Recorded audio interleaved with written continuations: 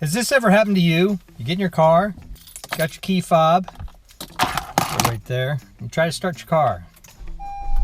Starts out fine. Then all of a sudden you get the change, the keyless battery remote coming up. I can show you how to fix this. Very simple, very easy, for around $1. Interested? Here we go. We are big Honda people. This is our Odyssey key. We've had the Odyssey for over 13 years and we've never had to replace this battery. But the Honda fobs now are used all the time to start the vehicle, what have you. And if you look in the book on page 32, which talks about the key fob, there's all this information, but nothing about how to replace it. You don't want to take it to the dealership. Trust me, they'll charge you way too much money to do it. It can be easily done yourself. You go to the back and you just see this little button, take that out. You take the key and you can see these two places right here. You put the key in the middle, twist gently in both directions, pop it out, and there you go.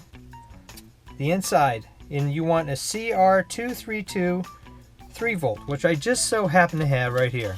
Really, they're rather inexpensive. You just take it out very gently. Take that, make sure you know which one is bad. Put that in there like this. Clip this down like that. Make sure it's all snapped in. It's fighting me a little bit here. It's the hardest part, putting it back together.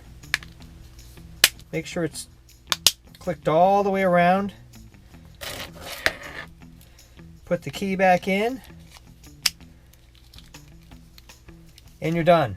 I've had this CRV for about 2.5 years. It's 2016. Almost 3 years, I guess. And now the battery's going.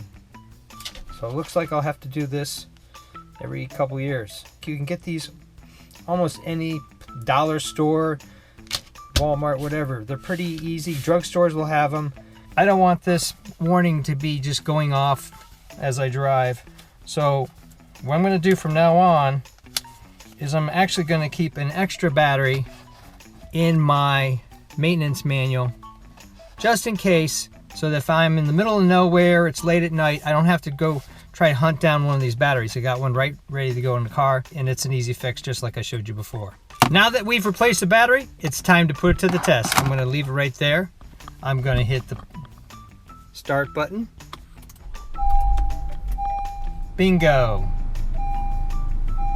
You can see that my light is on. It's really interesting. What this sensor does is it actually senses the amount of voltage coming out of this fob. And when it gets too low, it gives you that indication that you got a low battery and you have to replace it. I don't think you have to replace it immediately, but I wouldn't wait.